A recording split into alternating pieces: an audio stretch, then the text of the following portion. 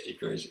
Okay, so I mean, I just had the pleasure, like the incredible pleasure of talking to Nitzan Bachacho and Mirela Ferraro, and you guys are amazing. You guys are so cute together. Like I was saying, it's just so much fun to watch you together. You know, you were not feeling well the time we first spoke, I gave you the flu, and so it was just interesting to see now that you're feeling better, just how you connect. And so I wanted to start off, Nitzan, you were talking about, you know, you were quite open about something when you were a kid, things that happened that have persisted, except when you're a dentist, which is, you know, really, from what you describe yourself as being to what you are as a dentist, it's like black and white, yin and yang, it's diametrically opposite. So you're a Sabra, I take it, right? You were born in Israel, is that correct? Yeah, And your parents were Israelis, or they came to Israel from elsewhere? They were they born. came from Bulgaria after the war. They came from Bulgaria after the war. Yeah. Okay. So your dad, you ultimately became a dentist for different reasons. So can you talk about your past, your history, and how you ended up becoming such a famous dentist in the world? I was lucky. You were lucky. You were Yeah, lucky. Okay. All right. Well, you were lucky with Yuri too. So you have a lot of luck in your life because you were lucky with this beautiful young lady. yeah, exactly. I So was very fortunate with her, and the story of my life is not something that was planned. As a child, I was dysgraphic, which means that I could not write, which caused me eventually lots of trouble during school, during high school especially. And I had to find my ways to circumvent this problem because those days ADHD or ADD was not something that people were aware of. So I was considered to be a lazy guy and not preparing homework. Uh, but I managed. And during the last months of my army service, I was diagnosed as dysgraphic. I understood that there is, a uh, scientific There is a name for it. a name for it. Yeah, a tag. the tag. Yeah. Then, because of my problem, I never considered going to law school or to medical school. Then my dad, who was a pediatrician, a physician, uh, proposed to me to think about dentistry because, those days dentists were considered to have good life, not working too much, have enough time for the family, for their hobbies, which were good reasons for me to try it out. And luckily, I was accepted to dental school in Jerusalem. When I look back at it, all the reasons that pushed me to dentistry never existed because I work many hours. I enjoy very much what I do. I don't have so much time for my hobbies. I do have for my family, but for Mhm. selected friends. So I got there by chance and I stayed. Uh, Well, that's the, when did you learn how to smoke cigars? I'm curious. Were you a teenager and you learned how to smoke cigars? Is that when that began? You used to hide out? No. When did the cigars start? well, it started in Aspen, Colorado. But you were smoking cigarettes. Yeah, I was smoking cigarettes. I was smoking red downhills. Okay. And I was lecturing at the American Academy of Aesthetic Dentistry meeting in Aspen, Colorado. And then very, very uh, handsome gentleman, Okay. amazing person, came to me and told me, Nitzan, you cannot keep on with these cigarettes. You have to try cigars. His name was Lloyd Miller. And Lloyd took me to a smoking room at the Ritz-Carlton. Those days there was a smoking room at the hotel. And he brought me a cigar. And this is how I started. And I remember that then uh, I came back to Israel. I had packages of red anhils because those days we were not so sure to get them. There were seasons where it was very difficult to get them. So I had packages of them. I took everything, handed it to a friend of mine who was smoking it again as a present. You never went back to cigarettes? Never, never. And I started to read books about cigars because I wanted to understand better. So this is what you did to me? Yeah, yeah. And then luckily, when I met Mirela, she was also kind of a social cigarette smoker, and she turned to be a cigar connoisseur. And he played some tricks on that, you know. What do you mean? You? Well, yes, because you know he did it the smart way. I guess that he thought it would be nice if my partner would smoke also cigars, and then he didn't even ask me try a cigar or something. Those times I was living in Athens. It was in the beginning of our relationship. So one day he came to me and he said, you know, I I want to leave not his toothbrush or whatever. I will leave a small humidor with some cigars for next time when I come. I don't have to carry. I said okay. And then he left also a book of cigars. I remember till today it was written Havana cigars. And then I said okay. And then he left. And then one evening I came home from work and I was looking at the book and I started to read it. This is why I said that this is what you did to me. And then I discovered like a new world, you know, like it was not like cigarettes that you take the cigarette, light it, there's nothing there. Cigars, there is a story, how they wrap it, how they prepare it, where the leaves are coming, what type of leaves, then the taste and the smell, and that you can mix it with different kind of drinks, with cognac, depends on the food that you, I mean, it was like a new world, you know. Culture. And then I tried once. I took one cigar and I remember I called him. I said, listen, can I have one of your cigars? He said, sure, of course, try it. Just don't inhale, don't take it to the lungs because then you. And this is how it started. He didn't actually, he was so passively, in a way, passively aggressive, you know, because he just planted everything, but he was not the trigger. And this is how, and I really enjoyed it. And I stopped smoking cigarettes since then. So I'm curious. We would be fascinated to get the two of you on the Cigar Aficionado magazine. Do you think that's possible? No? It's possible, but I don't think We are subscribers. Yeah, it's not interesting. You don't It want was interesting, though. I can tell you, you know, we visited Cuba several times, right. and we visited also Havana during the cigar festival. And that was the best trip ever. Yeah, it's like imagine a dental convention, but it's only on cigars in a convention center, and you at the halls, at the huge auditorium, you sit down and you smoke your cigars. But they had lectures, they had workshops, how to wrap a cigar. They had like really like a dental convention, just that the theme was not teeth, it was cigars. And was really fascinating. All the humidors, different, I mean, it was really for somebody who smoked, and you could smoke everywhere from the morning since you wake up until you went to sleep. We were all the time with cigar. Yeah, and Sorry? you know, it was very interesting because after one of the lectures, you know, all the top guys from the cigar industries were there.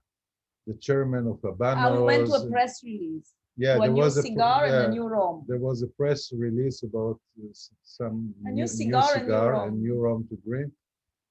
And then after the press release, the Israeli agent, our friend Eyal Davidas from Tel Aviv, was with us. He asked me to come with him to introduce me to the big shots of the cigars. So I went and Mirela came with me. And he introduced me to the guy, a Spanish guy.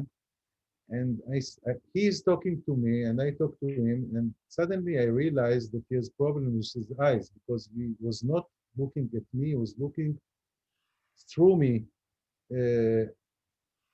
during our conversation. And then I moved back and I saw Mirela there. So he was talking to me and looking at her. So I Because I was entered. smoking. There were not many women smoking there. Yeah, there were not many women at all, and so I told him, this is my wife, and she is a cigar connoisseur, and they started to chat. I left to the side, of course, and then he invited her to lecture at the next Yeah. at the Talk next. about the health of the mouth, and Yeah, but it never happened at the end. So I'm never curious, had. I was going to ask you, like with wines, depending on what it's like casks, they lend things. Does a humidor make a difference in the taste of a cigar? Well, yes, it might ruin them also if they're not properly maintained. Yeah, the humidor should maintain the cigars in relative humidity of around 70%. But what makes the cigar different are the leaves and the way that it is constructed. Okay. So, for Right. instance, you can take the same seeds that are being grown and planted in Cuba and planted in another soil, in another island, in the Dominican Republic, in Honduras, in Nicaragua, and the taste will be different because the soil has an effect on the final taste. But the construction of the cigar is also very important. And unfortunately, Cuban cigars are not always constructed to the top quality as some of the Dominican Republic or Nicaraguan cigars. So we smoke mainly Cuban cigars because of the taste, but Yeah. we try. Interesting. So you're smoking your cigar right now. Do you smoke differently than him? Does a woman smoke differently than a man in terms of how they hold it? No, I think it's individual. It doesn't have to do with no, thank you, with a man or a woman. It's just a matter of preference, and it doesn't matter. Also, I mean, I can smoke also double Corona or a Petit Robusto. It's not according to the gender. It's more according to the preferential taste. This is what I believe. I mean, Oh, I don't like this. I'm a feminist, so if somebody comes to me and will tell me you should smoke a panatella because it's more for women, and panatellas are very slim cigars. They look like cigarillos, like very. And then I get a little bit. I mean, I don't understand what it has to do with this. I mean, so so she's a feminist? Like in what sense? It's the first in time that I recognize it. I never in knew all that. senses. You didn't know this, Nitzan? No, I think No, that he does. He just feels it. He feels it every day. He's look how he's looking at you right now. I think you've just completely shocked him. Holy cow! Look no, at she's not a feminist. She's just a very, very sincere person with a very developed sense of justice. That's all. aha, aha. Okay, you're. Is this real or not? Are you agreeing with him or? No, I mean, he knows that we had many discussion on many topics regarding differences between men Yeah, and women, also in our yeah, mainly profession. in And our profession. not Yeah. only, I mean, it came from the general perspective, why in many companies still same position a woman will get less paid than a man just because it's a woman. I mean, you can discuss this until tomorrow.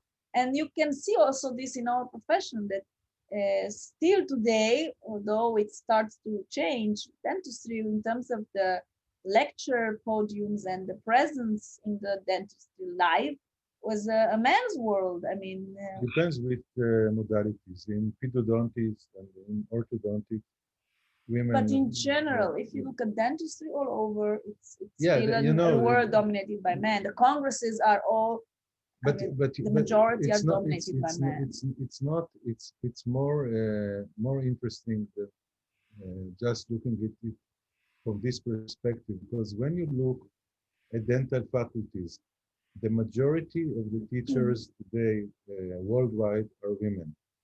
The majority of the students today in Europe, at least, are women. Right. So you would expect that also at least There is no there will correlation. be a correlation There is between no those correlation. women there and those that you see on podiums.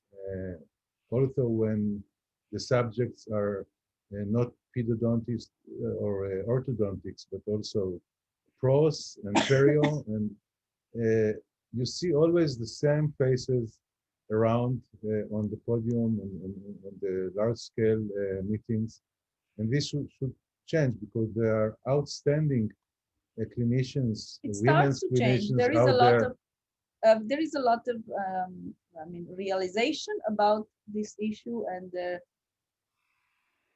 but you know, the thing is, like, we don't want to create a situation like congresses of women on stage. I mean, things should be balanced. It shouldn't shut men and women. This is the normal. We shouldn't have something special, you know, when there is an opportunity for women to lecture. I think that the balance should be something in the back mind of those that organize meetings. Right. But there is no. But it's not so easy. You know, I've been involved in many conferences as scientific committee member. I know what you want to say, and but Ken doesn't. Okay. So I don't know anything. I'm just sitting here watching. But this means I have to answer to what you're going to say now. Of course. The fact is that when you come up with a list of the leading lecturers in a certain topic in prose, in ontology, in perio, there is a limited number of women that you can select from. It doesn't mean that there are not outstanding women lecturers that we don't know about, but usually we come up at the end to the same names, and you see when you go through the list, the lineup of lecturers in the major conferences, usually they're the same names. Yes. It is not easy to select somebody that is completely unknown. But this is wrong, what you just say. And I tell you why it is wrong. And I always say that it's wrong because you know, and I know there are so many congresses, they are like 90% men. And from those 90%, all of them are top level. There are some that are there because we know how the world of lecturers is going on and who invites who. And there are many also men that they are not top level, but they are on the stage. But when you talk about women, you say, oh, but the level has to be top level. You know what I mean? Like the stand, the barrier, the standard is here for women, where I'm here for women, if you want to invite. But for men, I mean, you can fill up the space with whatever there is. And this is wrong. Because all the men that are on stage in many of the congresses, not all of them have really something important to say, and they are still there for whatever reason, universities, politics, whatever, and we know it. Yes, but you don't. And they are still there on stage. That's right, but you don't want to select the lecturer just upon her gender. No, but why for a man is it possible to be on stage even if he's not the highest and the top quality like you would prefer to have? Well, and the women that you're not sure of, you would not take the risk to invite because of the gender? You know better that whenever I'm involved, I'm pretty selective about men as well. So I know, but don't talk about it. We talk about the overall, the general, the majority of the congresses I being organized. I believe that once you're on stage, you have a very, very heavy duty. Agree. In order to give the audience some information that they can take home. But it should be for men and women the same standard. Right. This is what I say, and it is not. You're right, and that's why we are trying, and you know very well, we are trying at least wherever we can influence, like in the European Academy of Aesthetic Dentistry, to give our women members larger exposure, because we think that it should be like that. Yes. But it will take some more time, I believe. Well, it's interesting because COVID, I think, was instrumental in making change. I believe it. Because far too many of the conferences on Zoom or whatever, they overwhelmed you. You had 40 people on, I mean, seriously, are there 40 people who can present at that level? And yet there was a congress last week of women in dentistry with Henriette, Effie Habsha from Toronto, Yulian from Germany. It was brilliant. It was absolutely brilliant. Mirela was one of the lecturers. That's right. You were on the forum. That's right. I forgot. And how did you feel about that in terms of quality? I have to tell you something. I told Nitzan, yes, I was watching every day the lecture, except of the last day I was a little bit less involved. But I was present and listening to lecture. And I told Nitzan there are really some very good lectures and names that you didn't hear about them in the conference. So it was a very good exposure. And this is why I say that the things are going to that direction. But these platforms like Leading Ladies in Dentistry, led by Henrietta Lerner, and Women's in Dentistry by Effie, I know what they want to do and I completely support them, but I don't want a special platform for women. I want women to be an equal part of congresses, such exactly like men. I don't want to create a secluded, like we are a different species. We are not. Dentistry is for men and women, the same thing. I just hope that this will get the younger generation, especially the women, those that you said that are now the majority, because there are many talented there, but we have to accept one fact, that still today, the life of women, when it comes to other obligation and not just career-wise, it's very difficult to handle both things. And this I can say also from my personal experience, that also my life changed in the last 2 years since we have our child. So, And I mean, it's something that it's very difficult to handle, very difficult to stay on top of things, to be involved in your career with the same intensity, and Mimi, still be present. And this is different for a man. It is different. We know it. If a man is 3 hours at home, he say, great, he spend with the child. This is what is there is expected. another reason. Women are much smarter than men. Whoa. Yeah, for sure.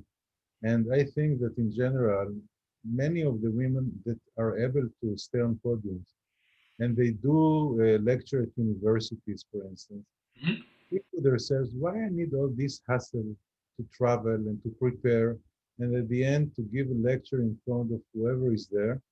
I don't need it really. And I believe that this is also one of the reasons that you don't see many women on stages. Although I must tell you that, there are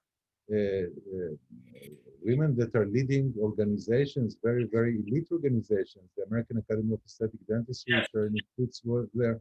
We have our future president, Irena Seiler, from Geneva. They are outstanding clinicians, outstanding personalities, outstanding researchers. And I believe that not only men, but also leading women should encourage other women. Okay, so there we go. Mirela, do you feel like Nitzan, you're teaching, you're involved in the European Academy of Aesthetic Dentistry, you're holding the post of expert in prosthodontics, professor at the faculty. Mirela, you've obviously written, you lecture. I understand you lecture beautifully, and I made you sick, and I apologize. Well, it comes through the Zoom, comes through the monitor. I give you all my germs. So I'm intrigued. Let's talk about the two of you lecturing. Okay, actually, let me do this for a second. First of all, I want to wait. That's not what I want to share. I don't want to jump around. I want to share something. Where is this? I have to find it. All right, let me share this and tell me if you can see this. Can you see this? Yeah, we can see your screen. That's right. Don't look at me. That's ugly. Look at this. Who's this? That's our sweet baby, Ray. Ray. He's the reason my life changed 2 years ago. So look how adorable he is. Chubby cheeks. And is this in your backyard, the oranges? Yes. We like to stay in the nature. We are very active. And so I'm happy that he resembles me, he didn't take this from his father's side. So you've already got him working as a farmhand. He's collecting oranges, right? That's how it works? Yes. And feeding our chickens. Well, come here. Talk about the chickens.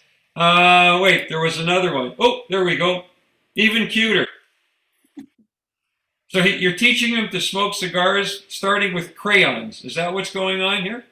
Right, but you see, he's talented. He holds it in a nice way. Yeah, he's very. Look, he holds 4 crayons because he always holds with his both hands as many things as he can get. He holds 6 pacifiers, one in the mouth and the others in the hands. I don't know why, but he likes to grab things and to hold them. He is gorgeous. He's an absolutely gorgeous child. Like unbelievable, His mind, his mom. unbelievable. Takes after his mom. And here's the cutest picture of all. Ah, yeah, Wow. this is really cute. So wait a minute. Why would he be wearing a ski jacket? This is Israel. Because his father is afraid that he's going to catch a cold. You know, in Israel, it's a little. You have 3 drops of rain. This is winter. You know, all of a sudden jackets and scarves and hats and whatever. So he took him to the kindergarten that day. So he had to have the jacket and the sweater and everything. So he looks like he's going skiing. Yeah, and then I was criticized because I was not supposed to place him in his chair with his jacket. I was supposed to take it out to get wet from the rain and to let him get wet and to put it outside the car. So of course, The poor guy the is poor like, guy, he was very happy, I must tell you. No problem. So, but he looks like he's on the way to Mount Hermon to go skiing. something like that. Unbelievable. Okay, so let's stop sharing for a second and get back to reality. You poor lady. Like I say, look, it's unfortunate. But thank you for being here. I appreciate you taking the time. I apologize for some Yes, time. you are. Um, so where was I? I'm all over the place right now. Okay, let's go back in time. We're going back to the future. Nitzan, when you started out, you developed a skill set that was remarkable. You know, but by the same token, you were a general practitioner, so you had an interesting story with the people that you met, Lenny Abrams, Morty Amsterdam, all of these people when you were over in America. So the story that you told me about your presentation and what came about as a result of it is fascinating. Absolutely fascinating. Could you share that, please? Now, this was many years ago. I was invited to talk at the Greater New York Academy of Postodontics, Right. Okay. Sorry. and I didn't have an idea about it because I never went through the graduate program in Israel. So I just knew that it's an important meeting. And I prepared together with Kobe Landsberg. He was my periodontist those days. Right. Okay. And we gave our presentation. And after the presentation, there was the Q&A session. And suddenly Mort Amsterdam raised up. And I felt that my ears are on fire. Mm-hmm. He was about to ask me a question. But instead of asking me a question, he was just so nice and said very warm words about the presentation. And then during the break, it was at the Plaza Hotel those days, they invited me to join their table, you know, all the dinosaurs from Penn, Mm-hmm. with D. Walter Cohen and Mort and Benny Abrams. And we were discussing a little bit about life. They asked me where did I graduate. I told them that I just went to the faculty in Jerusalem, and then I didn't have the chance to go through postgraduate studies. And then they mentioned to me that actually all of them consider themselves as general practitioners Right. because none of them went through a postgraduate study. There was nothing like that. Actually, they Created it.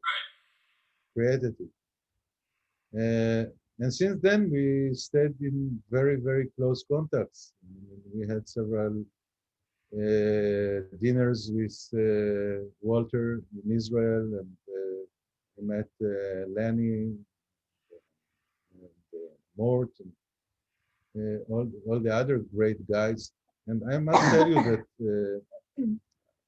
I had very, very nice support from all this generation and their successors. I mean, when you talk about Penn at those days, David Garber and knew all these people. That's how you. and all those guys are very close friends. And of course, Ronnie Goldstein. Ron Golson. That's right. I'm trying to. What was your connection to Ron? I missed this. Where did my notes go? You were involved with Ron on some level. You did something with Ron. Is that correct? Yeah, at a certain moment, Ron was very keen of pushing the aesthetic dentistry in Israel, and he donated to the Hebrew University where I graduated in order to open a center for aesthetic dentistry, and he asked me to lead this center, and I led it for some years. Hmm. So Ron, actually, I think that Ron was one of the main reasons that Mirela started to publish and even to lecture. Really? Yeah, we met I one day. forgot about this. Yeah, in Baden-Baden. It was a long time. Long time ago. Yeah, we were in Baden-Baden. I was lecturing. Mirela was there, and then we had a walk on the streets of Baden-Baden with Ron. No, no, no, no. It was not a walk on the streets. Yeah, it was. No, I it remember. was at the dinner. No, I remember it was at the dinner. Okay. It was at the dinner when he came to me, and we were sitting at the table, and he came to me and he told me, women should be more. He was always a visionary, by the way. If I think about that, he told me there are not many women today, podium or lecturing and so on. And he said, you should start to publish, you should start to write articles, you should start. He was so, and at that time when he told me, it looked to me like science fiction. It looked to me, I told Nitzan, I was just, a few years graduating from dentistry, and it looked to me like something. Now, why does he even think about it? I didn't think, I couldn't even imagine myself in that position. And he told me, listen, I can help. If you need advice, let me know. And yes, he was the first one that brought this. Yeah, but he did reconnaissance before. He did talk to me before and asked me how is she. That's something else. And I told him that I believe that. But you didn't know as well that time. No, at that time I already understood that you have the ambition, that you have the character. I didn't know how talented you are, but it's less important because I believe that ambition and character are much more important in order to be a leader. And I told him that I believe that. I didn't know at that time, even if I'm you going to be able but, to stand on stage. That's right. You can't know. I knew one thing, and I told Nitzan this. I'd always told him, please be very honest with me. If I'm good at something, tell me if I'm good. If I'm not good, tell me I'm not good. The last thing I want to do is make a fool out of myself. Like be on stage and not be able to lecture properly. I don't want to look ridiculous. So I told him, you're my partner, but you have to be even more criticizing whatever has to do with my professional life, because I need to get a real feedback, and he can be biased because, it's always like that. And this was always the thing that let's say I keened a lot to try to do my best. And if I cannot do for whatever reason, then let others do it. And this goes also when we treat cases together. And many times I'm telling him, maybe this is too much for me, or maybe somebody that's more experienced with a specific technique should do it.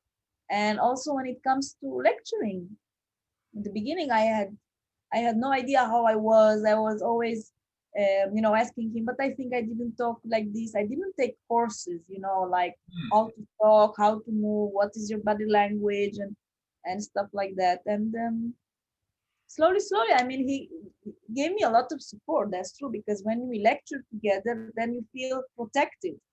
Yes. So it's not the same thing. Now I have some experience and I can stand alone on the stage, but at the beginning this was a lot of help because you feel protected, you're not alone. He knows how to deal with questions if they are inappropriate, or is this something, so it gave me a lot of confidence to, take step by step, like baby steps and not jump.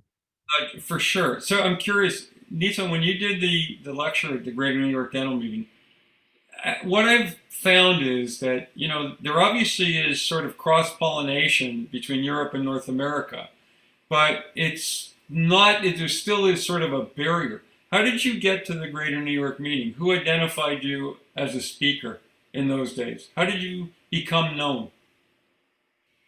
I think that it was because I started to publish articles in an American journal, in PPAD, Practical Orthodontics and Aesthetic Dentistry. Right. And I believe that it came from there, that I exposed myself also to the American dentistry. Although I must tell you that today I believe that there is no segregation anymore. I mean, you have some leading Europeans that are chairing departments in the United States. You have Avishai Sadan, who is the dean of USC. You have, I don't know, Marcus Glatz, who is chairing the department in Penn. You have Wael At, that is sharing now in Tufts. So I think that you have also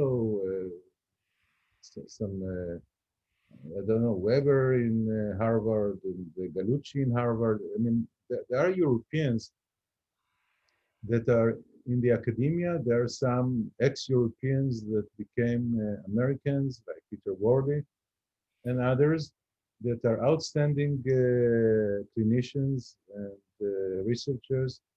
So I think that there is now a mutual fertilization between American dentistry and European dentistry. I'm talking about the high-end dentistry. Right.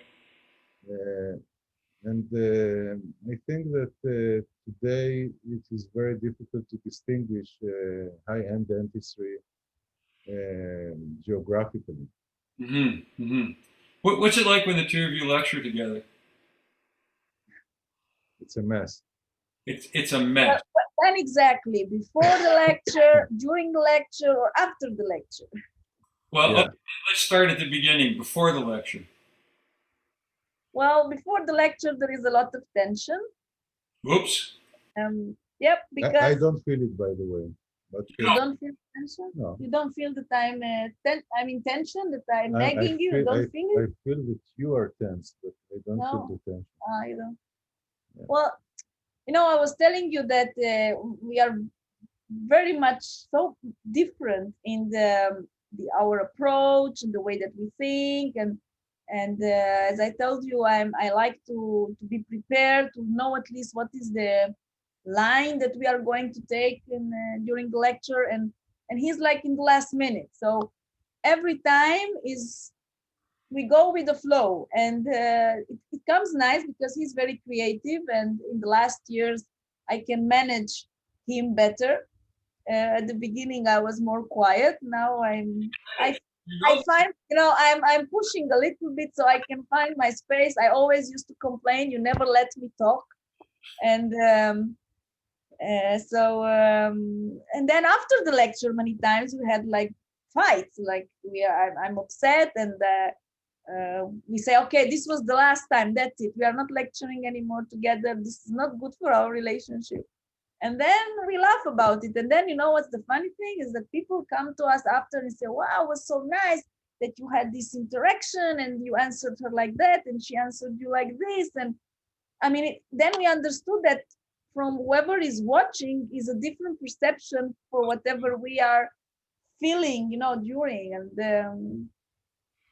so I think that's it's very demanding. It's very demanding. I'll tell you, look, we prepare a lecture, so you prepare the cases and the line that go through the cases because you want to deliver a message in something. But I never prepare, and I cannot know what I will say when I see the picture. Sometimes suddenly I look at the picture and something catches my eye, and I start to elaborate on that. So it is not prepared. She doesn't know that I'm going to talk about it. So many times she's distracted because it's offline.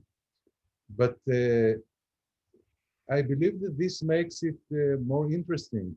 absolutely. Because we really don't, she doesn't know what I'm going to say. Sometimes you take my lines.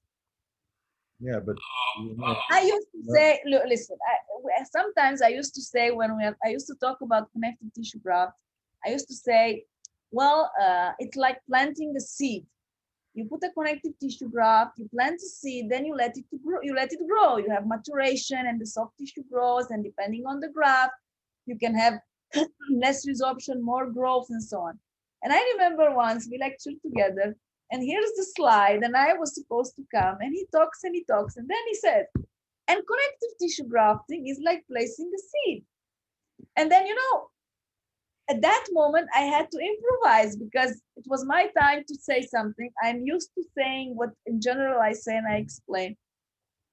And then inside of me already, my blood starts to boil. And at the end of the lecture, I started telling why you have to say this. So this is nothing compared to what she did to me during the COVID-19 Zoom lectures. You don't want even to hear about the blood and that the starts to blow, yeah, to boil. and that the fact that you appeared almost naked in my webinar. I that didn't is- know that the camera catch the whole surround. You became the star, tell your story that I bothered you, and then I say what you did to No, my web, and then one of the Zoom lectures, I decided to lecture from home, from her study, because we have pretty large home, but she has a study. I don't have a study. I sit somewhere with my laptop if I need to prepare something. Anyway, I was using her study, and she was out, and her study, she was at the office, and her study is very close to the parking. And her car makes a lot of noise. It's a very large engine, and so I told her, listen, if you get in while I'm lecturing, please do it as quiet as you can, because I listen. I don't lecture with headsets. headset. But you gave me the wrong hour of your lecture. I thought you were supposed to be finished. She thought, yeah. Anyway, I'm lecturing, and suddenly I hear her car. I cannot hear even myself. And I say to myself, okay, she will turn off the engine and it will be quiet. And I wait, and I talk, and they don't even realize what I say, because I start to You become a could have little made bit. a joke about it and be Yeah, easy going. yeah, I could have, but I didn't. So it took her maybe 10 minutes until she turned off the engine, because she forgot that I'm lecturing. And she was talking in the phone with someone, and she left her engine on. So, He you know, didn't talk to me for 2 days. 2 days. yeah, I couldn't. I was so furious, I said, I mean, what did I ask you? Just to remember. And of course, she didn't mean to, but it happened. And But the fact that you came naked into my but Zoom, I that was didn't okay. know, Mirela. So I also didn't know that you were lecturing. Yes, You were okay. supposed to finish. I gave a webinar exactly at the beginning of the COVID, and were like 300 people in Israel. And I lectured from my study room. Now, all of No, a wait, sudden, wait. It's not one of the sudden. I was watching her webinar from another room at home. I was smoking, watching, and then I get an SMS by the administrator of the webinar. Mirela is kind of thirsty. Why don't you bring her something to drink? Right. Yeah, right. Okay. So I entered the so study. I'm talking and talking. All of a sudden, I see in the back of my camera the door opening. Somebody gets in half naked, only in shorts, comes with the glass, puts the glass, and I'm like, now what I'm going to say, it's like the joke with the gorilla. If I mention there is a gorilla, maybe nobody will realize, and now they will pay attention there is somebody in the room. So half naked, only short pants. I didn't realize that the camera has a wide angle. Straight to the So and then everybody used to write, I mean, what's going on? I said, and then I just said, smiling, I said, I've been brought some water to drink. What could I say? The funny thing was, Ken, that afterwards this webinar had 2 parts. The second part was 1 week later. And I'm giving it was the same group. His son, he has a the little one is now 16 years old, did exactly the same thing. Short pants, naked body, comes in, opens the door, brings a plate and the glass. And then people started to write, listen, what's going on in your house? Every week there is somebody half naked. Guy running. Your webinar bringing, they didn't realize who it was. So it was funny, but I don't know, you should take things easy, you know. I mean, make a joke about it. Your Some- wife came yeah, home. yeah, that's right. Well, All no, right. nobody died, so that's sort of my criteria. Nobody died, it's okay. What's Yeah, Oh, but that's she right. was so upset. Well, what you see, you said something that I've always found interesting. I would rather watch two people giving a lecture. So, for example, you mentioned Kobe Landsberg. Kobe Landsberg doesn't like to be, he's a brilliant periodontist, but he doesn't like to lecture, he doesn't like to write. The only article I ever saw Kobe write was it was like the Pat Allen approach. He used to take palatal tissue and he used to put it in the socket site, and he used to beautiful suturing. And it was such a great technique at the time. And I remember talking to Ziv Mazur, and I said, "What? Why isn't he lecturing?" He said, "Well, he doesn't like it. He's shy. He's this. He's that." So it was like, why would a prosthodontist and a periodontist, if they're working together, or an endodontist and whatever, it would be so exciting to see how they communicate with each other because Yeah, they're but you have in Canada Bram and Sonia and Yes. Z, Bram, absolutely Bram and Sonia Lazzie. They're well, and you have Irena and Vincent, who is a dental technologist, Irena Zeiler and Vincent Best Kramer man. in Geneva.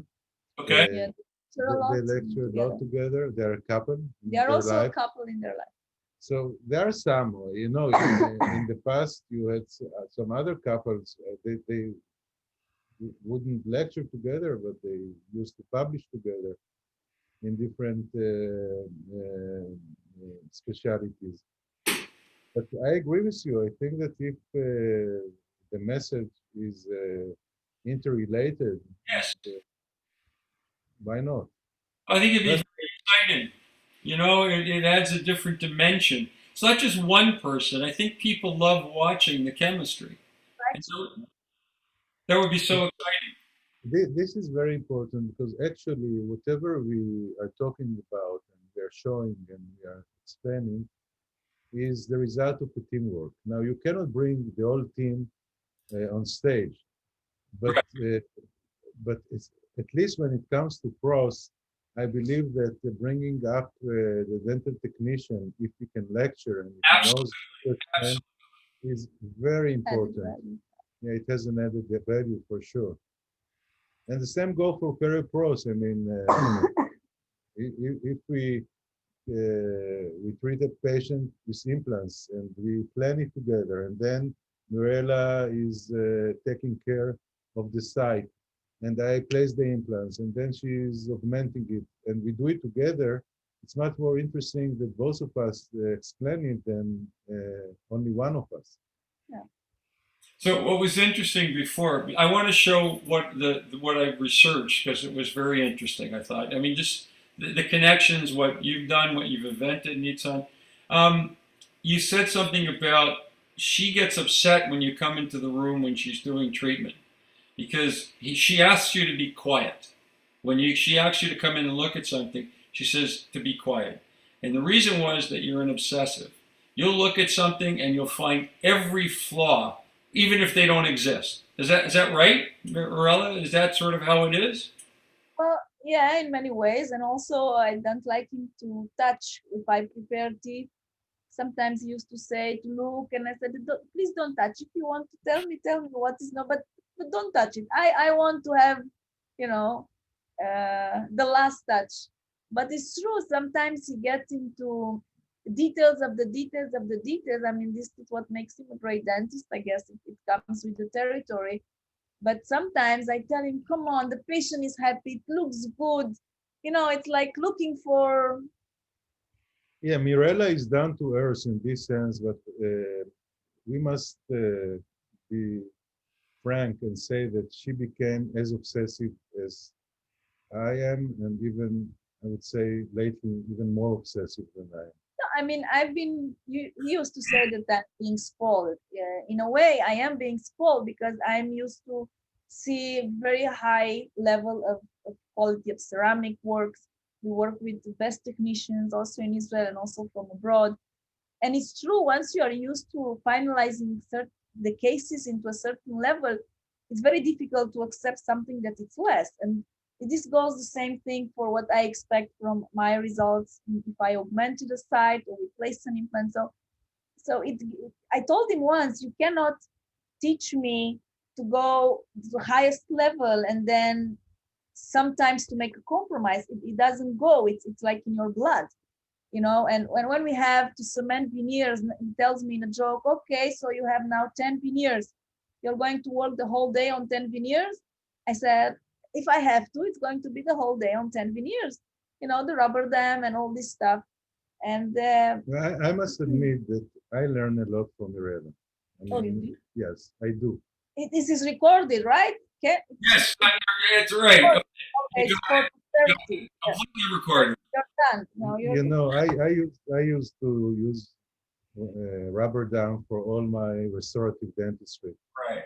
But for many years, when I bonded veneers, I used to isolate the site with different ways, but not placing rubber dam on the bonded tooth. And then Mirela came to me and told me, listen, Nitzan, I prefer to do it with a rubber dam. This is due to Professor Mangani, which Francesco Gani, yeah. to him I own this. So I told her, okay, go ahead. Why not? So I realized that it doesn't take her more time than it used to take me to isolate. I used to use Teflon tapes and insert some cords and you know, do whatever I can to isolate the site. And I saw that with rubber dam, she's doing it much faster even than I used to do. And I do learn from her those things. So of course it takes time, but you know, sometimes when I watch the media and I see the so-called hot shots, especially in America, bonding 10 veneers on a row with no isolation, and then taking the burr and taking out some of the excess of the cement and ruining the surface. And I know what means long time. I look at it and I say, oh boy, patients are so ignorant, being driven by the social media and not by the real quality that this But professional. we can't even expect from patients to No, understand. no, they're poor people because they cannot.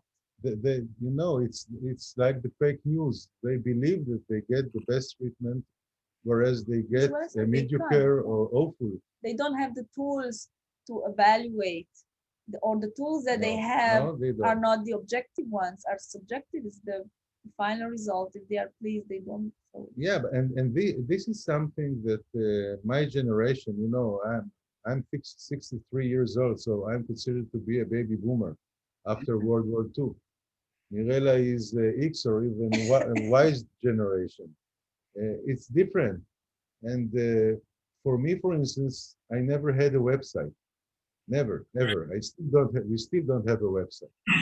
No, you have the leading centers. You have a beautiful. It's not our website. It's a website of another group that we belong to. Okay. And I never felt that I need a website because I got my referrals anyway. Anyhow, from all over the world, we have patients, Israeli patients, international patients, and it's okay. But Mirela did explain to me that the world today is different. And she told me, listen, Nitzan, even when you're looking for a professional in the medical field, and you know the person, you go and you search for his website just to have some other feeling about it. And if people are looking for you, they don't have it. So yes, times are different now, and we need to adapt to the new to the new rules of the game. And the rules have changed in many, many ways. And I believe that after COVID-19, hopefully after, I don't know if we can say after COVID-19, but at least after the huge misery that some countries are going through now, once we have the vaccine and hopefully the vaccines will be effective and the treatments are much more effective already, I believe that many things will change also in our profession. They already started to change, and also in medicine. I think that, for instance, in general medicine, hospitals will concentrate mainly on surgeries and acute situations. I believe that many of the treatments that are being now handled within the hospitals will be handled at homes through telemedicine, through some different sensors that people will be able to have at their homes, or even equipments. So this COVID-19, in a sense, had also, I believe, positive effects on our lives, not only negative effects. So what was it like in Israel? Because I know that there was another surge recently. Was it really a problem? Well, at the beginning, we had everybody was in kind of panic or fear because nobody understood what's going on. So the first lockdown caused us for almost 2 months to stay at home. We just did the emergencies with all the PPE But and we things like started to that. prepare. I mean, during this period, we Yeah, started to find out about different systems to purify the air and to. yeah. So we have now in every room at the clinic very effective air purifiers, and we have the guns, and we have different type of shields, and the whole staff was educated how to do things. We have, for instance, red lights in every room. When there is any patient at the receptionist is pressing it, so we know not to let the patients go to the reception if there is somebody else. So things start to, the logistics We adapted. is different, but we adapted to it. And it's very interesting. I think that in dentistry, especially, as we know from different studies and reports, there are almost no infections of COVIDs within the dental practice. Even Right, some right. dentists that were not aware that they were carriers of the virus and treated patients, the patients didn't get infected. Interesting, interesting. You were talking about digital a moment ago. I picked up something. You did a video interview, Mirela, on Yeah. experience our clinical case firsthand in the form of a digital story. So it's interesting. I'm curious. You do a lot of aesthetics, obviously, and obviously you're interested in doing digital. Do you use microscopes? Have you considered bringing microscopes We into? have microscope and we use microscope. I insisted a lot to have the microscope in the office, but I must say that it's not that I work only with the microscope. I mean, let's say the standard is to have, we have the loops with high magnification, 5, 6. Nitzan has even higher, and then we do use the microscope for in pros, for example, for fine tuning, for defining the preparation margins and so on. But as a working tool, the main magnification system that we use are the loops. And of course, we have the microscope for the other specialties, but in process, we use it for the fine tuning. It's not that I will start to prepare a tooth with the microscope from the beginning to the end.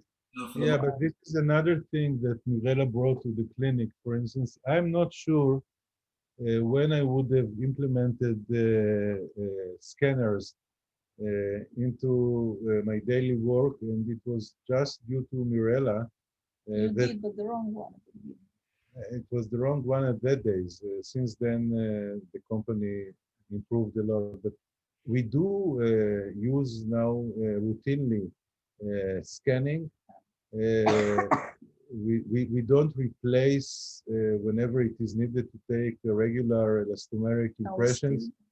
We still do. It depends on the case, on the way that we want to But in restore the it. implant world, Well, in the implant world, helped it us a lot. really changed our life because today I think that 95% of our implant cases are being planned ahead. We plan it with our software here, and then we produce through a company the surgical guides.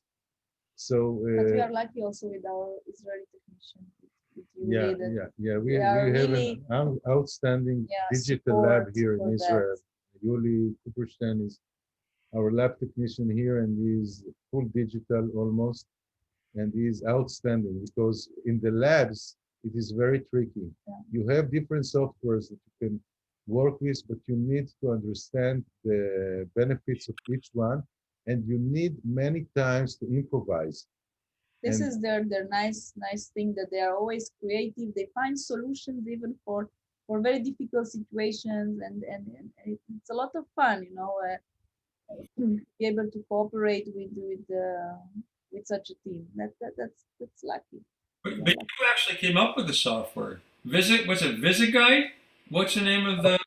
no, we work with MSoft from MIS, which is a software that was developed in Switzerland. It's called Smoke in Europe, and MIS have a license, and they made their own software that is called the MSoft, and we have it at the clinic. So we do the planning ourselves, and then we send it to the company to create, to I print think Ken the mentioned the guide. Visage Smile. The Visage Smile is something else. Visage Smile is, Better run. Which is a smile. yeah, Visage This is Smile something is something else.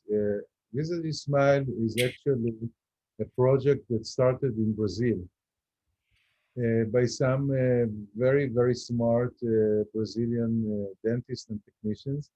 And then it came to Europe through Galip Gurel from Turkey. And then they took it to Bulgaria and they teamed up with the team of Dimitar Filchev. And they made a very interesting software that analyzes the face and combines it with the character of the person based on a questionnaire and some pictures of the face. And then it suggests the dentist different shapes of teeth that might integrate well into the specific individual. And at the beginning, they had it in 2D, now they have it in 3D.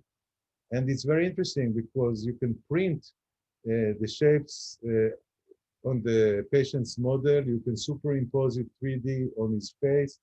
You can show the patient before you start, of course, what are you going to aim for, and do some modifications according to his wish or her wishes.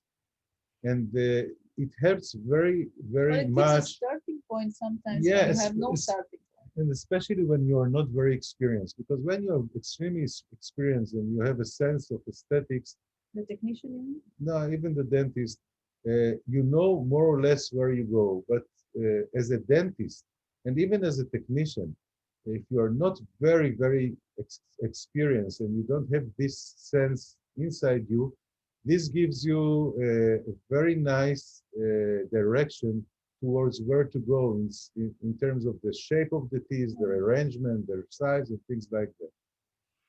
Fantastic. I'm going to show. I want to show your book. So, Mirela, are you okay? Like, do you want to take a? Because I apologize. You know, I would have maybe I would have delayed this. It's fine. I'm okay. It's just that this coughing, I'm sorry, it creates a little bit. No, it's okay. Don't worry.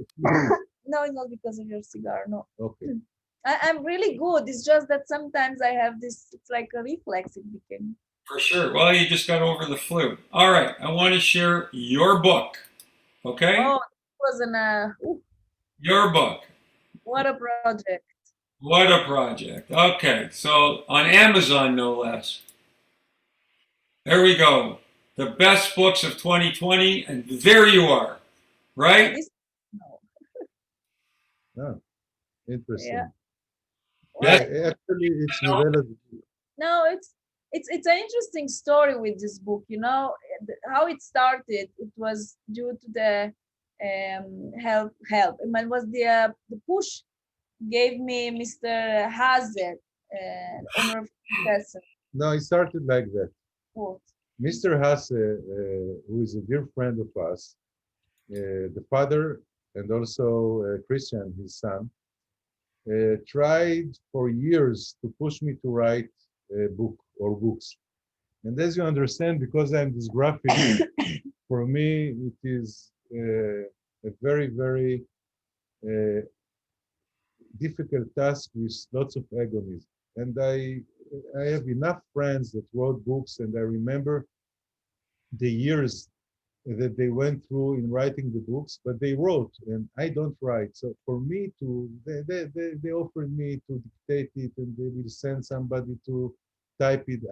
It was really, I could not accept it. And one day, I don't remember where was it, in a conference in Europe, Dicker, Mr. Hasse, came to me again and told me, listen, Nitzan, enough. You show those things for years, and you need to put it in a written format. So I told him, listen, I will not do it, I cannot, but why don't you go to Mirela and tell her to write a book? And then he went to her. Offer? Sure, she had nothing better to do at the time. Yeah, I don't remember how come he knew. My first lecture, by the way, when I started to lecture, was actually due to also an Israeli technician, Ilan Brosh. He came to me and he said, well, you like to document, you take nice pictures, why don't you give a short presentation in a small meeting? He was here in Israel. And that was my first lecture, actually. And my first topic also that I lectured about. About what? Dental photography. Okay. And so I showed him this presentation that I had. And then Mr. Hazer said, well, it's so nicely put and very didactic. Why don't you make it a book? And then I thought, well, actually, why not? It's a book. I have all the material and I didn't know what I was talking about. This is the main reason that we send our children to the army when they're 18 years old and they have no clue about life. So she was very young. She had no clue about what it means to write a book, and she volunteered. So I said yes, and then it was a process that several times I wanted to quit. There were several moments that I told it, I mean, that's it, I'm done. It was very difficult because I didn't take, months off and dedicate it only to this. I had to do it by the way. So it was no weekend, no all the nights working, documenting everything, and it took me 2 years. 2 years. And yes, with a lot of work. And he convinced me not to give up. He always used to say, well, you did until now, you wrote it, you have this, don't give up now. And this is actually your merit that exists, because otherwise I would have quit a long time ago. It was. Who taught you how to take pictures? Was this something? Did you take courses, or is this something you evolved into? To lecture? No, to take pictures. Take pictures. Well, no, it was. I had two people made a big impact on let's say my dental documentation. The first one was Christian Coachman, and the second one, what just was but that was, I think, 5 years ago or 6 years ago. Carlos Ayala Paz. Those were the two people that with Christian Coachman brought me, let's say, was like the first step of how pictures should look like. I didn't was the first step. No, you just gave me a camera and you said take a picture. I mean, then I told you this is good. This no, is not good. Christian Coachman did for him. Okay, I said, okay, I want to take pictures like that. But then the camera, to me, it looked like science fiction. I didn't know anything about a camera. So then slowly, I got more acquainted. And then Carlos Ayala, which is an outstanding, I mean, he's the professional. He's a dentist, he's not a dentist. But he's like taking dental photography to a different level. He also did a book with Quintessence, a beautiful book, and he does macro photography. Like really, he's outstanding. But he actually gave me those, those tips that improve your whatever you do like 100%. Right. Small little things, small little details that actually fine-tuned the way that I used to take pictures. And They're all in the book. they are in the book also. Yeah. Each one of them had a chapter. You know, Ken, we ended up of having 6 cameras at the clinic. I think that 7 No, you're video. exaggerating. No, with the camera with the size microscope and the other video cameras, HD video cameras, 4K video camera. I mean, everything is here around with this You large. like when everything is nicely documented, right? So Yeah, you need tools. I like it very much, but this is Mirela's project. I mean, if not for Mirela, I would have kept on with my Nikon and Canon cameras with 2-side flashes, and it was fine with me. But of course, she upgraded the level of documentation, no doubt. I So, told you, I learned a lot from her. so I'm sitting here. I've got so much I want to talk about. I just don't want to overwhelm. Okay, so let's talk about this article that the two of you wrote, which I think is really cool. So it was in the Compendium of Continuing Education, Dental Education. So Which one? The 2 central examples. yeah, let me share the screen. And where are we? Here we go. So here's the article. So I'm curious. This is obviously an area of great interest to both of you. But you wrote it together. So what was that like? Replacing hopeless maxillary incisors that you had initially said that you try and preserve as much as you can. Even though you invented an implant system, you're very focused on preserving natural teeth. So what was this all about? Because obviously with the perio biologically oriented approach, so where was my note? Digital, okay. So can you talk about how you sat down and wrote this article, the two of you? Well, first of all, this was also a very interesting case because before we decided to try the article, when we planned the case, we had several discussions of how to manage it. Should we remove one tooth because we know that Jason implants in the aesthetic zone, it's really a hard task in terms of final aesthetics. Although Tidu Manku and others, as we know, published many articles, beautiful results, but still it was a very demanding task. And we started with such a deficiency at the beginning in terms of the soft tissues. So he asked me, do you think we can graft? So there was a lot of discussion, and this is actually what makes it fun. Not always we agree or we agree to disagree, but at the end, we went with a common decision. Yeah, it's very interesting because in order to I gave you my cup, you see, it goes. We're communicating. I've been fighting this off for ages. I thought it was COVID. I even went and took a test, but it isn't. It's allergies or something insane. I'm sorry, I interrupted you. Go ahead. when you plan to place 2 adjacent implants in the smile zone and the site is compromised to begin with, there are many ways to go. You can stage it. You can first augment and wait, and then place the implants and wait, and then load them. You can stage it in different ways. And you always need to know what are your limitations as a dentist and what are the limitations of the systems that you use, the implant system and the augmentation materials and the techniques.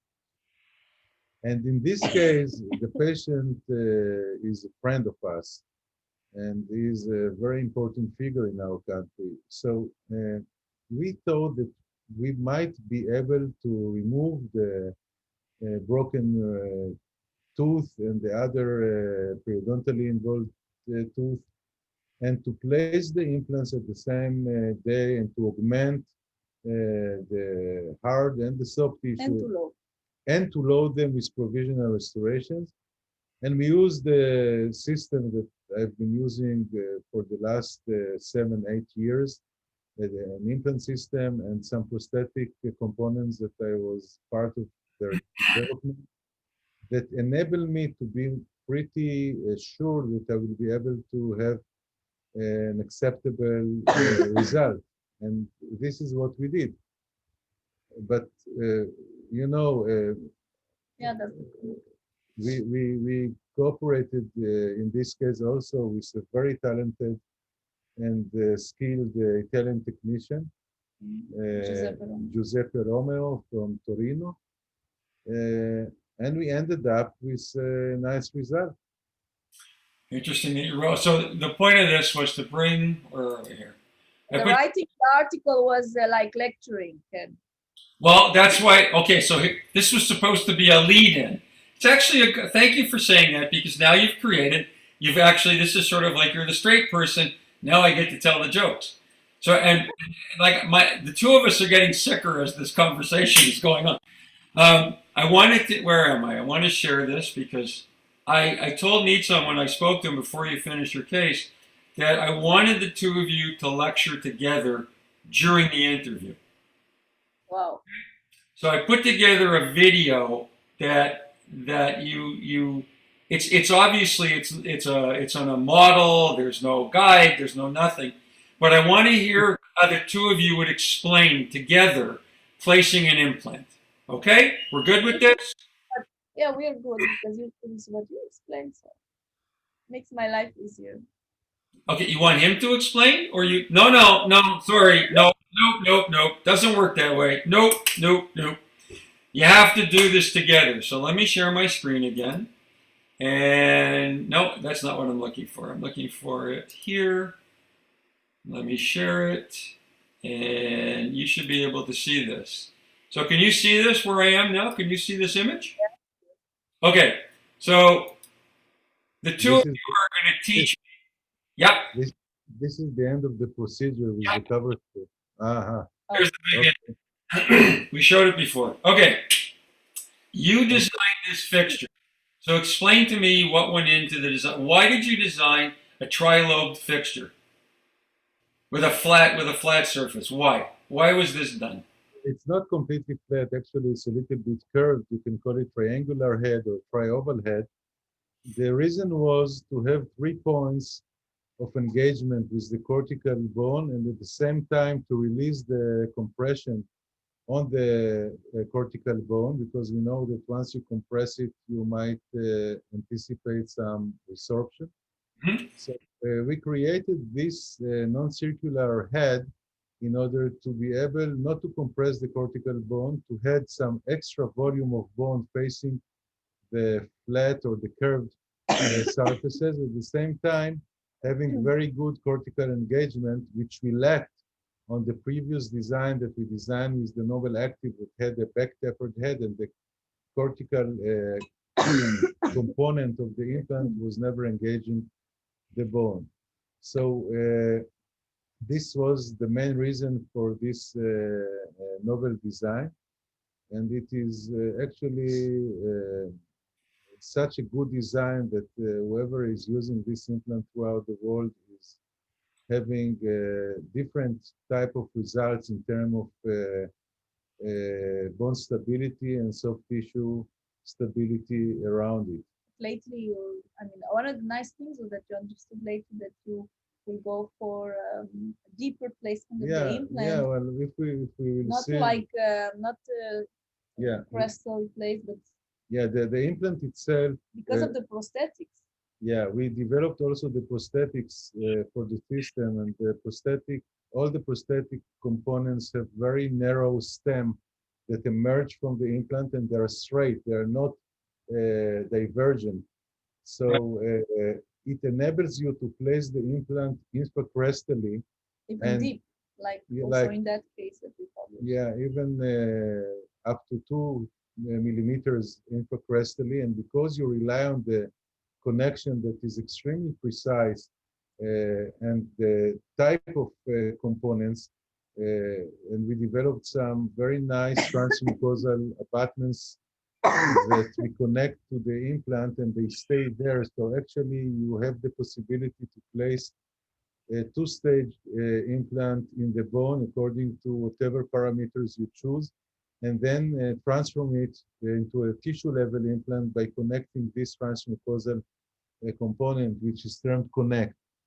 And this enables you to end up with extremely stable results, both in the anterior and posterior areas of the mouth. So the concept is validated now by tens of thousands of cases around the world. And this is the way that we've been treating our patients for the last 7 or even 8 years now. Well, it's the nice thing about it is that when we talk today, and Nitzan mentioned in the beginning that we use it guided because today the direction is to go towards a prosthetically driven implant placement. So we are not anymore so keen on placing the implants where the bone exists. What we plan is actually the prosthetic. So we go from the final result. It's like reverse engineering, and today you can do that. You can be so precise that you can plan also the provisional restoration, everything ahead before you even start placing the implant. So this is one of the reasons that we go for digital planning in, like, I would say almost 100% of the cases, even for a single implant. It's much faster, much easier, less time consuming. And like in the case that we showed that we published with the two centrals, it was when we planned it, Nitzan decided one implant to be placed more palatal, you remember, because we had to compensate number 21, those was central incisor, had the higher number 9. Yes. No, I'm 21. I'm Canadian. Don't do that. Okay. So I'm used with the European system. I always forget to mention the American one. So anyway, so the soft tissue was much in apically positioned, so we knew we had to compensate. So for that, Nitzan placed the implant more palatally, so I would have more space to graft. So you see, every decision from the implant placement is being guided by the future, bone reconstruction or soft tissue grafting and the final design of the prosthetic restoration, because we showed that in the article that even the design of the restoration were completely different, where there was more space from the implant head from the platform of the cervical. Exactly, the design of the cervical part was completely different according to the volume of tissue that we had for each tooth. And here, I think that the fact that we collaborate in such a way and we discuss all these steps, I think it also makes the entire process less stressful. See, this is why I said it would be interesting to see the two of you lecture. I found that fascinating right now. He dealt with the engineering and the mechanics. You dealt with the concept of the treatment planning. So, excuse me. The two of us are getting worse as this interview is going on. I think we're both getting sicker. So here we go. You're going to teach me how to do this stuff. So this is, what are you doing here? Yeah, well, we don't use it, but if you go direct and you go freehand, then you want to mark your point of entry. And then you go with the pilot drills, which are 2.4 millimeters in diameter. And once you get to the anticipated length of the osteotomy, you can place this marking pin if you want to take an X-ray, just to validate that you are where you plan to, and then you keep on. So one thing to understand is that when we do the pilot drilling, we do it with water with about 800 RPMs. Then when you start to enlarge the osteotomy, we do it with no water in 50 RPM, and we collect the bone from the osteotomy if you would like to use it later on after we place the implants, if there are some sites where we want to augment with autologous bone. So we have a very, very nice reservoir of bone chips that we collect during the osteotomy. You said 50 RPMs? Is that what I heard?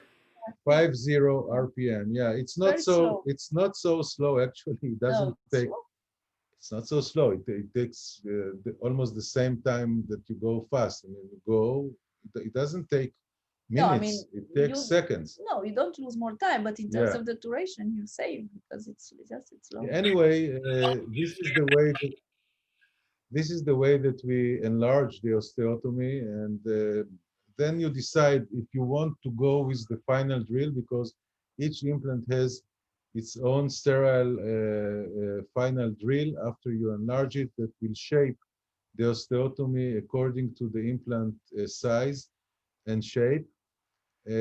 So you have one time using of the final drill. You don't have to replace drills. You throw the final drill after you use it.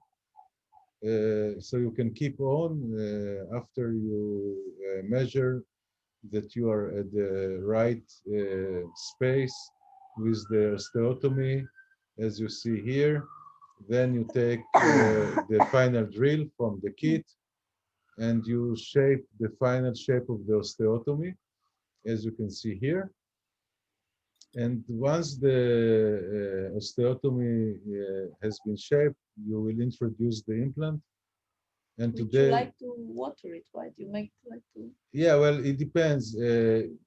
This implant, meanwhile, is a dry implant. So we know that implants surfaces are very active when they come out of the factory, but with time, they're carbonized, the surface carbonized, and then the wettability of the surface decreases.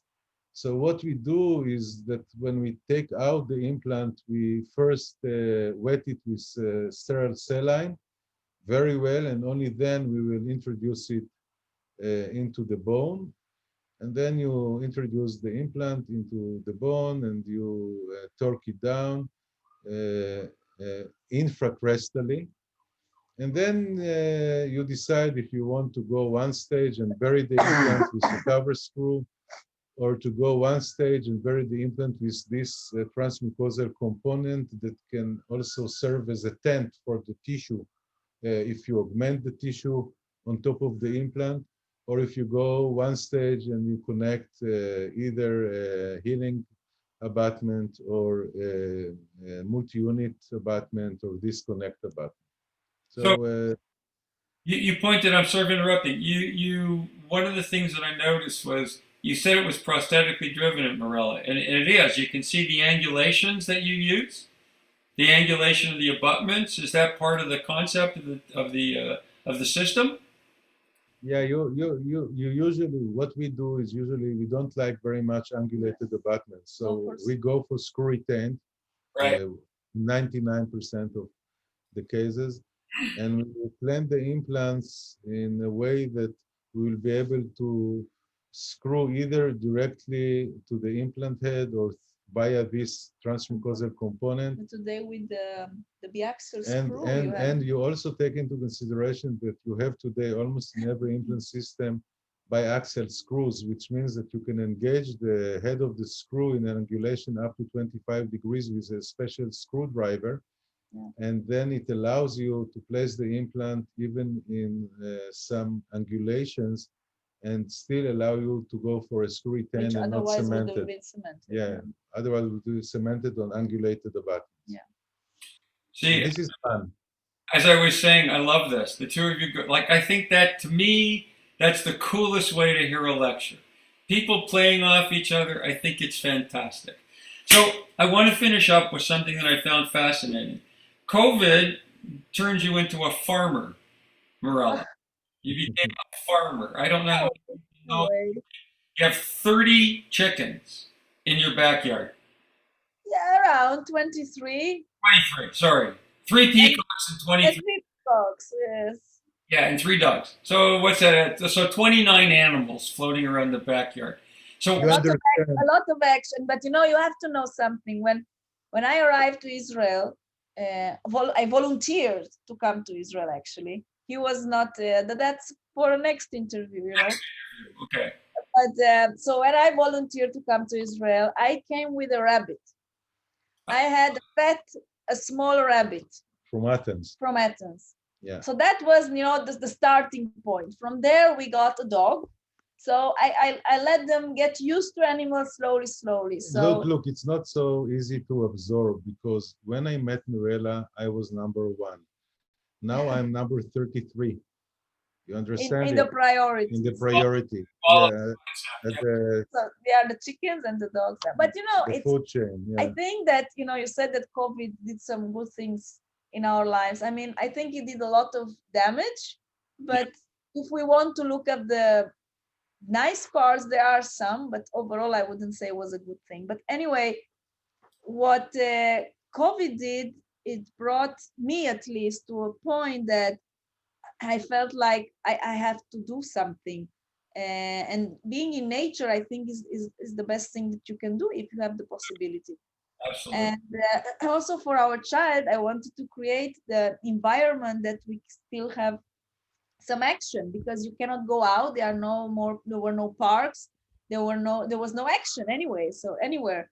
So to be with a 1 year old, he was 1 year Yeah. when everything started in March, was pretty demanding. So, but I must say that I enjoy as well. It's not only for I got caught up in this thing, growing chickens and finding out about chickens, and so it's fun. Yeah. You didn't just Yeah. right? This means this means that she gets up at 5:30 or 6 o'clock Six. in the morning, going to feed the chickens and to see if they're okay, and the peacocks, and taking the dogs out, and then coming back and taking care of Ray, and then bringing him to our bed. So I take care of him once she's taking care of herself. So So he's not boring. He doesn't have a boring life with me. That's for sure. It's a lot of action. Are you the rooster? You don't have a rooster, so is Nitzan the rooster? we do have a rooster, and this fucking rooster, sorry for the, You shouldn't talk like yeah, this rooster thinks that 3 o'clock a.m. is already daylight. he's a happy rooster. Happy rooster. Well, he's got 23 chickens to take He care of. has a lot of Yeah. chickens. Yeah. Happy guy too. Heavens, it's like you have your own harem. So, but the peacocks are there as well, and you kind of like the peacocks. They kind of like, they kind of preen and whatever. Um, Very, very cocky. very They what? like Cocky. They like to show that they are, Yeah. beautiful. Aha. And this is the male. The male is the one that the male. Well, there you go. Kind of explains it, doesn't it? Interesting enough. Ego, we know it. Goes without saying. And the dog is a German Shepherd, right? One of the dogs is a German So Shepherd. we have a puppy that is a German Shepherd. He's 2 months and a half old, but big. For 2 months, he's big. And we have a Beagle, which is already an adult one. Now he's 2 years old. And we have also a Maltese. Not He's a we have. small one. I mean, my elder daughter lives with us with her girlfriend, and they have this Maltese. So it's part of the So family. I now mean, it's part of the family. Yeah. So They moved during the COVID pandemic, so we can. deal with this? Sorry for interrupting. How does Ray deal with all this? That's a lot of animals in the backyard. Ray loves it. He loves it. Yeah. He loves it. So he's becoming a farmer. He's not going to be a dentist. He's going to But be. I No. mean, No dentist. why not? Because why? We shall see. I come from a family. My mother was a dentist, so I have it. It's in my genes to try to pass it on. So we shall see. Yeah, I prefer. He's very good with his legs and hands. He can He's be a 1 great. year old. He can be a great football player. So that's it. All right, he's going to be a football player. He's like, oh, what is he? Sure, not as long as I'm his mother. Aha. No.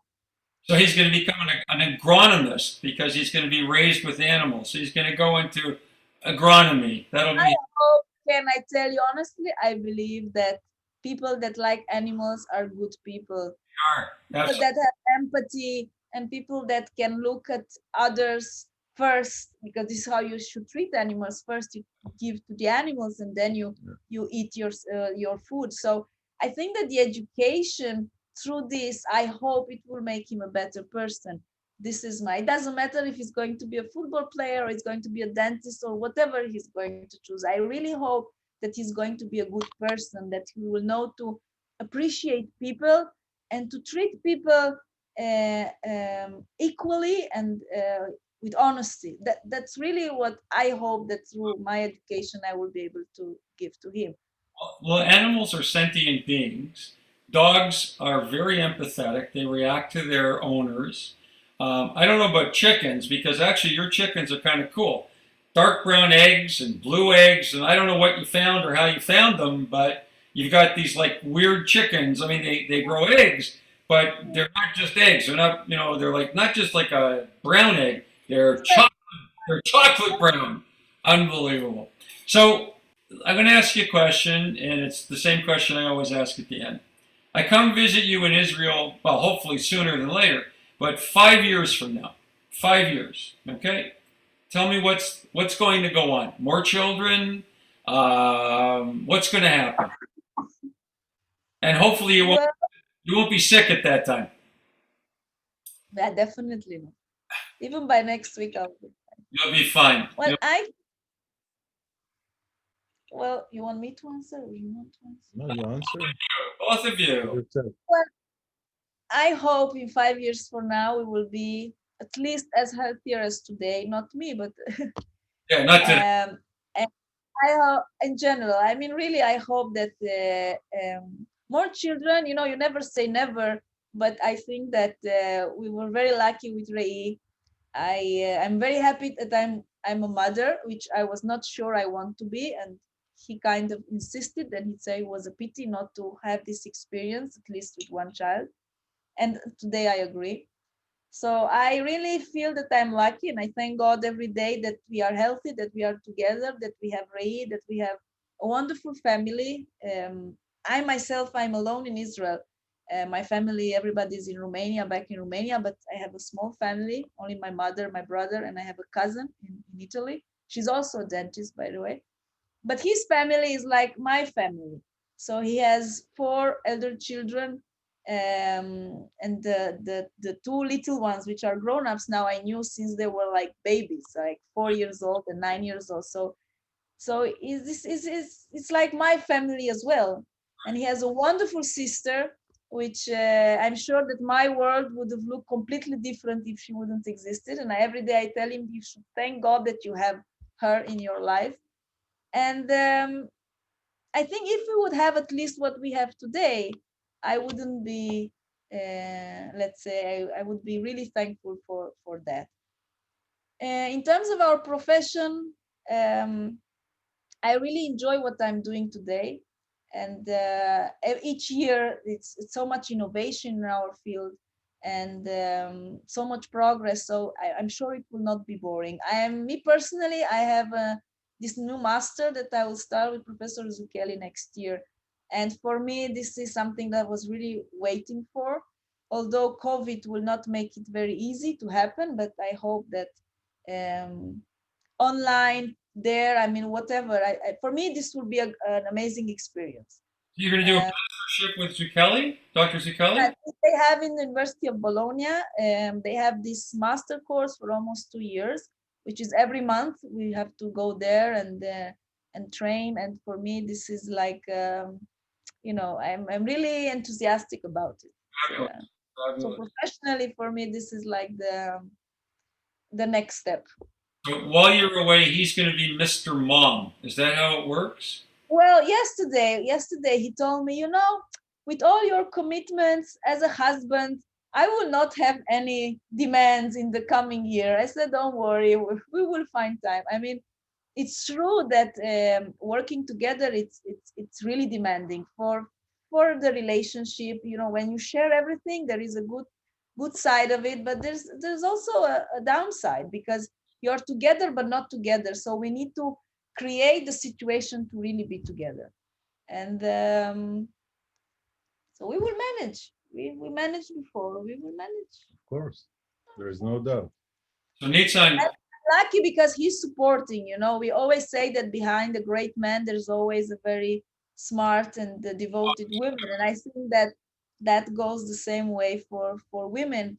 And I look at many women in our profession and that manage in their career life, they all have amazing partners that supports them. So it goes both ways. It's two No, sides. what do the Greeks say? The man is the head, the woman is the neck. That's So Nitzan, to you, what are you going to be doing? I mean, obviously, you guys are going to be together, children, home, animals, chickens. You know, maybe next year it'll be something else. You'll grow rabbits, whatever. You had a frog or a rabbit. What are you going to be doing, Nitzan? What is your life going to look like 5 years from now, above and beyond your family? I don't know. I really don't know because I never planned ahead throughout my but whole what would you life. like to be?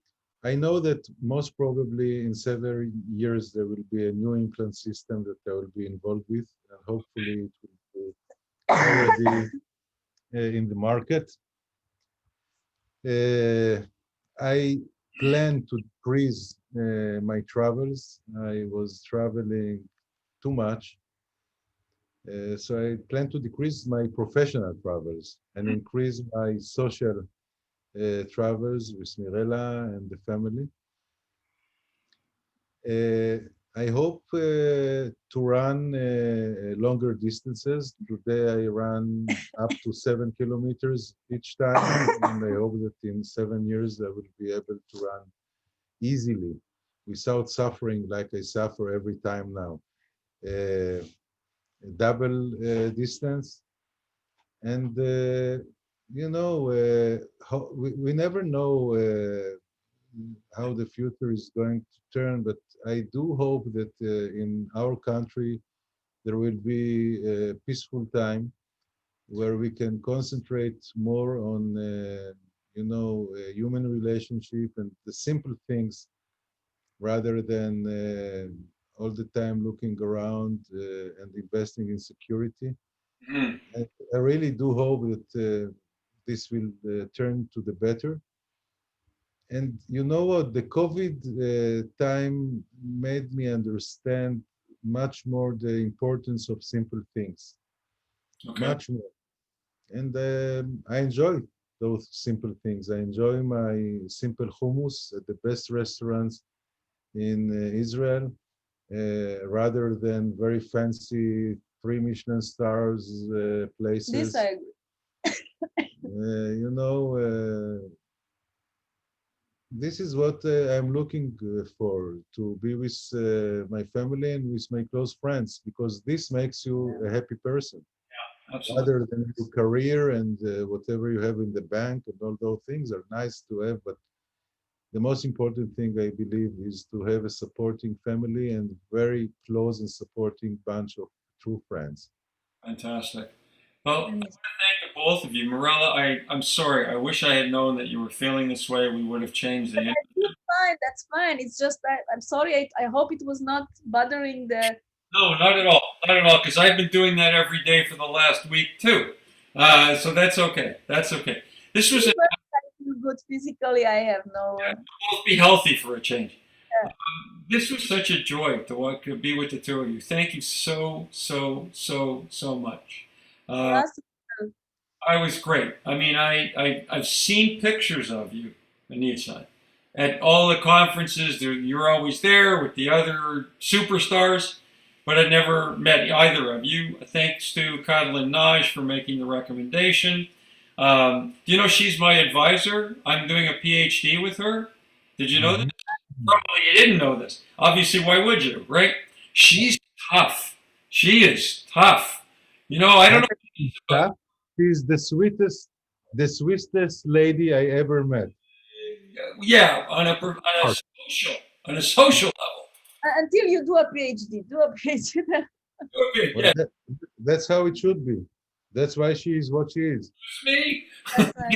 It should be. Okay, thank you. You should have told me beforehand. I would have been better off, much better off. Thank you both. Ray is probably waiting for his. Is he napping right now? Not Not yet, yet. but soon. Yeah. Okay. Well, thank you both for this. I really well. I haven't been in the Eretz for a long time, but too long, 5 years. So soon. God willing. We'll wait for you. Please Please. come over, Ken, and thank you very much for the opportunity. We enjoyed it very much. Thank the both of you. I really appreciate it. And Mirela, you are everything people have said about you. You are as delightful can possibly be. And you treat her well because she's a very special lady. But he behaves well. He behaves well. Okay, sounds good to me. Have a wonderful day. Well, wait, it's evening for you. You're well into the evening. Have a wonderful evening. Okay. Yeah. You. Thank you Bye very bye. appreciate it. Okay. Bye. Bye bye. Bye.